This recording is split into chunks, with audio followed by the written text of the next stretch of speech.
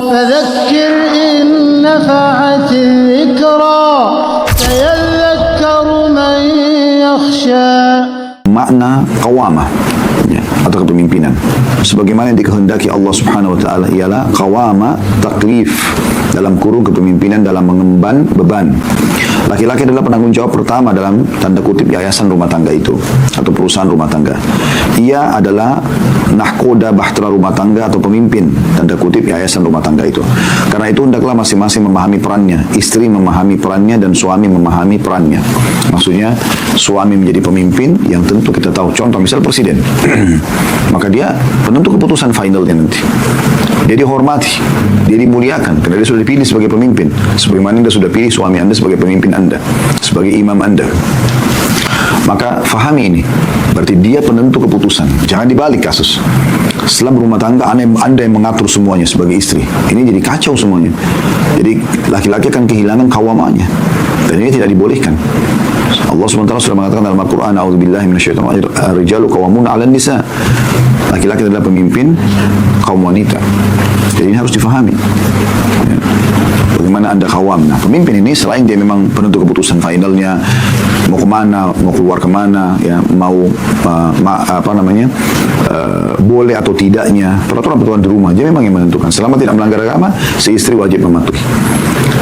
Sisi lain tentu dia harus berlaku baik, adil, ya. Seperti firman Allah Subhanahu wa taala, wa ashirhunna bil ma'ruf, dan gaulilah para istri dengan cara yang patut, ya. Walaupun dia pemimpin, dia bertutur kata yang santun, dia memandu dengan cara yang baik, penuh kasih sayang. Nah, itu suami. Sisi yang lain, si istri harus faham tentang kawama ini. Artinya, dia memposisikan suaminya sebagai penentu final keputusan. Ya. Apakah suami itu lebih sedikit ekonominya, ya, lebih muda umurnya, lebih segala macam, ya, dari si istri, tetap saja dia memposisikan suami sebagai kawam. Baru bisa rumah tangga itu stabil. Ya, karena Allah Subhanahu wa taala telah memberikan pada laki-laki, setiap laki-laki itu potensi kepemimpinan itu ada. Ya. Kalau pernah teman-teman ikutin ceramah kami bedah buku tentang begini dan mendidik anak dalam Islam, saya pernah memberikan contoh, anak laki-laki itu sudah punya jiwa kepemimpinan dari dia masih kecil. Dan pemimpin ini tidak suka dicoreng, ya, dihardik, disalahkan, itu umumnya. Karena dia merasa dia punya kedudukan.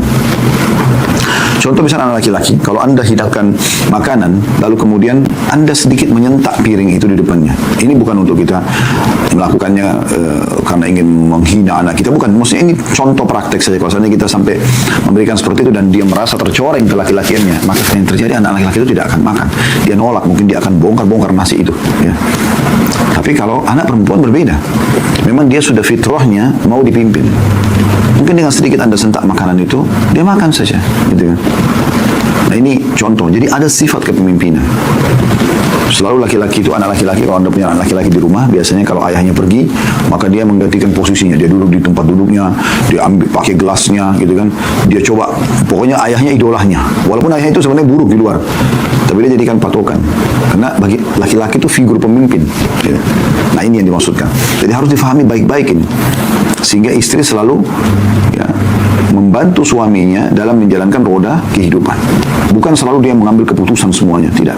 Suami yang diberikan kesempatan. Ada saran, Anda berikan saran kepada dia, berikan masukan, ya.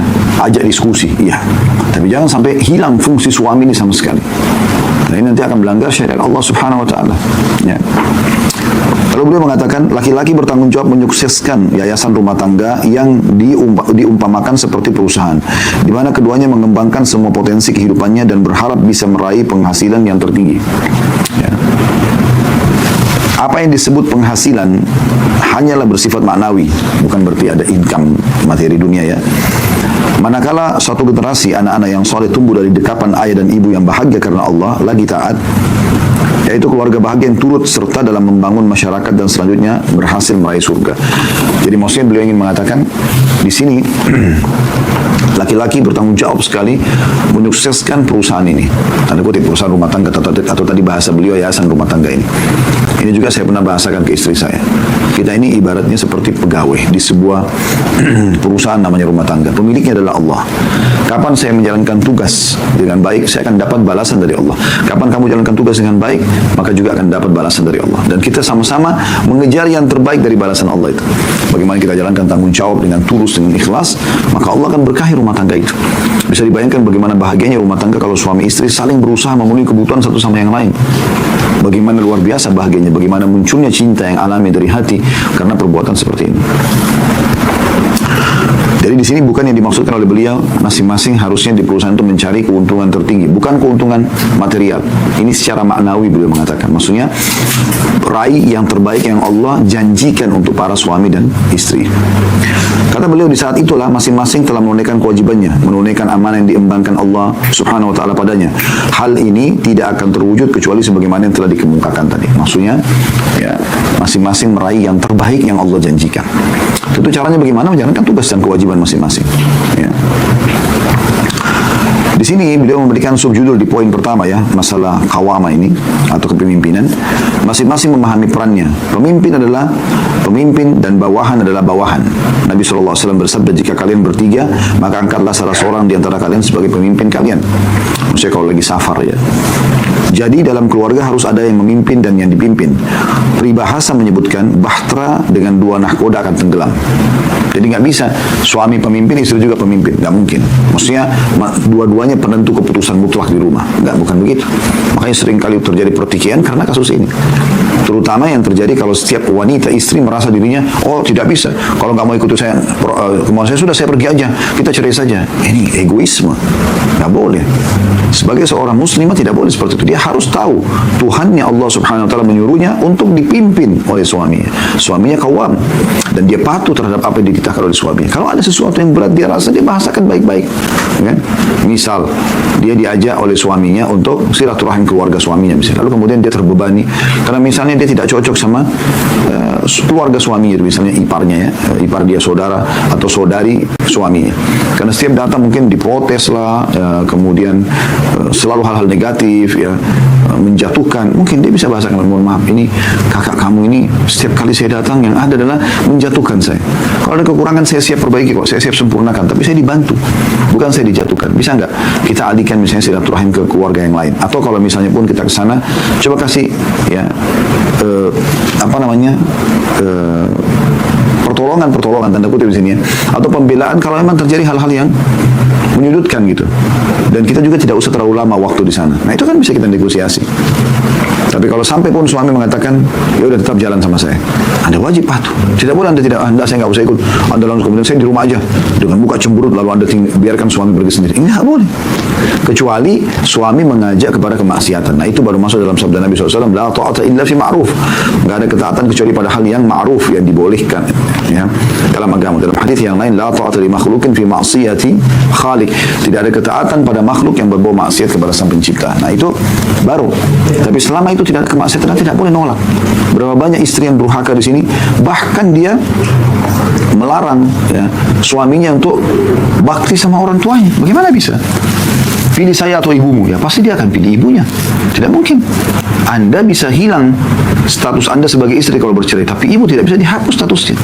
Dan kalau Anda menjadi wanita seperti ini, pastikan nanti Anda biarkan suami Anda durhaka sama orang tuanya. Kalau dia terlalu, ini si suami cinta benar sama istrinya sampai akhirnya tidak mau silaturahim sama ibunya, karena istrinya nggak suka misalnya.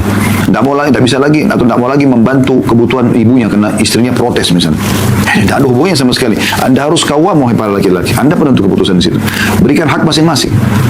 Anda harus lihat perintah sang pencipta Allah, bukan titah dan perintah istri Anda. Nah, ini penting. Anda pun wahai muslim harus paham masalahnya. Tidak boleh Anda sembarangan main perintah-perintah suami. Tidak akan ada kebahagiaan dalam rumah tangga. Jadi ini penting untuk dibawahi, gitu kan? Dan kalau Anda dipastikan ya membuat suami Anda jadi durhaka sama ibunya atau orang tuanya, maka Allah pun akan berikan Anda anak yang durhaka pada Anda. Itu sudah konsep dasar. Al-jaza min jinsil amal. Balasan akan ada dengan kadar perbuatan seseorang. Hari ini Anda gibah, Anda besok digibah. Hari ini Anda fitnah, besok Anda difitnah. Hari ini Anda mukul, besok Anda dipukul. Sunnatullah, itu sistem yang Allah sudah buat. Jadi nggak bisa. Anda senyum sama orang, hari ini Anda akan disenyumi oleh orang. Anda silaturahim, Anda juga akan ada yang silaturahim kepada Anda. Anda bantu, Anda juga akan dibantu. Seperti itu. Allah SWT mengatakan hal jazaa'ul ihsan illa ihsan, tidak ada balasan kebaikan kecuali kebaikan juga. Ya. Jadi harus difahami masalah ini. Justru ingatkan suami. Misalnya Anda bilang, ini udah lama ini kita nggak silaturahim sama ibu, sama mama, sama umi. Ayo kita ke sana yuk. Anda raih pahalanya. Dan dia pasti juga bahagia karena dia diajak untuk ketemu ibunya. Tapi kan mertua saya cerewet, Ustaz, itu resiko, nggak apa-apa. Sabar aja. Harus sabar, nggak bisa. Ya.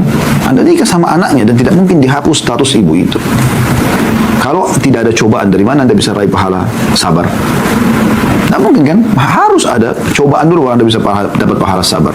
Dan dalam Al-Quran Allah mengatakan dalam salah satu ayat, A'udzubillahi minasyaitonirrajim, innamal yuwaffas sabiruna ajrahum bighairi hisab. Orang-orang sabar akan diberikan balasan tanpa ada batasan. Pahalanya sangat besar. Kata Umar radhiyallahu anhu, sabar itu ibarat kepala. Bayangkan kalau kepala tidak ada, maka tidak ada fungsinya badan walaupun sekekar apapun, sebagus apapun postur tubuh itu hilang karena tidak ada kepalanya gitu. Maka harus difahami ini. Ya. Ini poin yang harus difahami. Begitu juga Anda sebagai suami, walaupun Anda pemimpin, di poin yang juga perlu digarisbawahi. Jangan juga Anda putus istri Anda dari silaturahim keluarganya, orang tuanya. Dia juga punya orang tua, dia juga punya kerabat, dia punya saudara, dan tidak mungkin dihapus statusnya. Anda tidak suka dengan ipar Anda, ya, bisa, itu kan saudara, saudari. Kalau dia tidak baik sifatnya, oke, Anda bisa batasi hubungan. Dan kalau Anda lihat sampai pada puncak memang ada mudarat besar, misal ipar Anda sampai selalu menjadi pemicu setiap ketemu sama istri Anda atau suami Anda, selalu dia pemicu agar Anda bercerai dan terpengaruh pasangan kita. Nah, itu lain, itu ada mudarat yang besar. Itu boleh kita putus dia. Tapi putus ini dalam berkata putus sampai dia bukan diputus selamanya, sampai dia meninggalkan kemaksiatannya itu. Karena itu maksiat kepada Allah.